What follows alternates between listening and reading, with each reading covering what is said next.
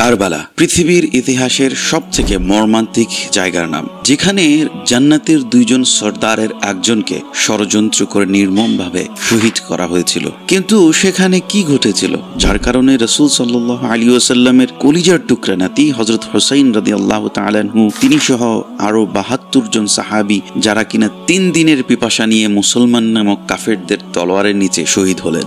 এই গল্প সাধারণ কোনো যুদ্ধের গল্প নয়, এটা বিশ্বাসের গল্প, ভালোবাসার গল্প, এক দুনিয়া কাঁপানো আত্মত্যাগের গল্প। এটা সেই কারবালার গল্প যেখানে শুধু হুসাইন রাদিয়াল্লাহু তাআলা আনহুই নয়, ইসলামের মর্যাদা ছিল প্রশ্নের মুখে।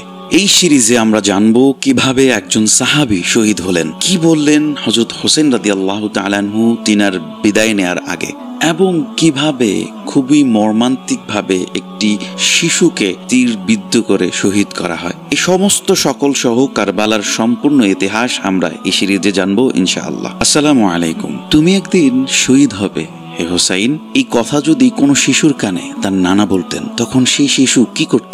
আর এই নানাই হচ্ছেন রাসূল সাল্লাল্লাহু আলাইহি ওয়াসাল্লাম এবং নাতি হচ্ছেন হযরত হুসাইন রাদিয়াল্লাহু তাআলা আনহু। রাসূল সাল্লাল্লাহু আলাইহি ওয়াসাল্লাম বলতেন, আমার হাসান এবং হুসাইন তারা হচ্ছে জান্নাতের যুবকদের সর্দার। সুবহানাল্লাহ। এবং তিনি আরো বলতেন, হুসাইন আমার অংশ, যে হুসাইনকে ভালোবাসবে সে যেন আমাকেই ভালোবাসলো। সুবহানাল্লাহ। কেন এবার রাসূল সাল্লাল্লাহু আলাইহি ওয়াসাল্লাম তিনার এই দুই নাতিকে এত বেশি ভালোবাসতেন? এটা কি শুধুই রাসূল সাল্লাল্লাহু আলাইহি ওয়াসাল্লামের নির্দিষ্ট ভালোবাসা?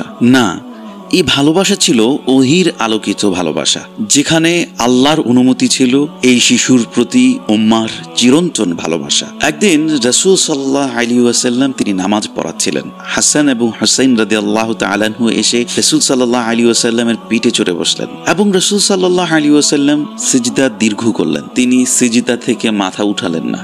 তখন সাহাবীরা জিজ্ঞেস করলো, ইয়া রাসূলুল্লাহ, ইয়া হাবিবাল্লাহ, আপনি আজকে সিজদা এত লম্বা করলেন কেন? জবাবে রাসূল আকরাম সাল্লাল্লাহু আলাইহি ওয়াসাল্লাম বললেন, আমি যখন সিজদায় ছিলাম আমার পিঠে আমার নাতি ছিল, আমি আমার নাতিকে কষ্ট দিতে চাইনি। সুবহানাল্লাহ। দেখুন রাসূল সাল্লাল্লাহু আলাইহি ওয়াসাল্লাম তিনি তিনার নাতিকে কত ভালোবাসতেন, কিন্তু রাসূল সাল্লাল্লাহু আলাইহি ওয়াসাল্লাম জানতেন তিনার এই ভালোবাসা, তিনার এই কলিজার টুকরা নাতি একদিন পিপাসায় রক্তে ভিজে জালিমের তলোয়ারের নিচে শহীদ হবেন। একদিন রাসূল সাল্লাল্লাহু আলাইহি ওয়াসাল্লাম উম্মুল মুমিনিন উম্মে সালামা রাদিয়াল্লাহু তাআলা আনহুর ঘরে ছিলেন। হঠাৎ হযরত জিবরাইল আলাইহিস সালাতু ওয়াসসালাম আসলেন, কিন্তু এরপরই রাসূল সাল্লাল্লাহু আলাইহি ওয়াসাল্লাম কাঁদতে লাগলেন। তখন উম্মে সালামা রাদিয়াল্লাহু তাআলা আনহা জিজ্ঞেস করলেন, ইয়া রাসূলুল্লাহ, আপনি কেন কাঁদছেন? রাসূল সাল্লাল্লাহু আলাইহি ওয়াসাল্লাম জবাবে বললেন, জিবরাইল আলাইহিস সালাতু ওয়াসসালাম এসে এখন আমাকে বললেন, আমার উম্মত আমার এই সন্তানকে শহীদ করবে এবং এই সেই মাটি যেখানে সে শহীদ হবে।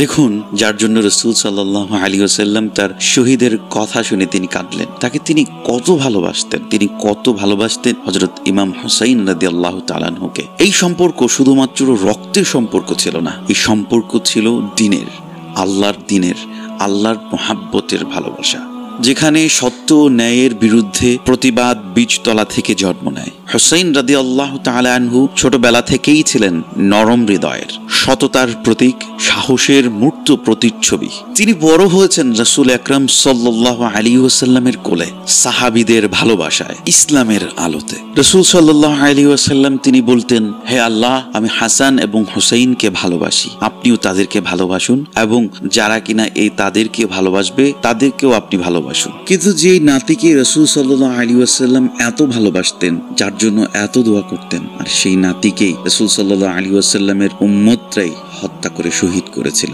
কারবালার গল্প এখানেই শেষ নয়, এই গল্পের আসল শুরু এখান থেকেই। এই শিশুর চোখে যারা মায়া দেখেছিল তারা কিভাবেই বা তাকে হত্যা করলো। পরবর্তী পর্বে আমরা জানবো ইয়াজিদ কিভাবে ক্ষমতায় আসলো, কেনই বা হযরত হুসাইন রাদিয়াল্লাহু তাআলা আনহু ইয়াজিদের হাতে বায়াত গ্রহণ করতে অস্বীকার করলেন।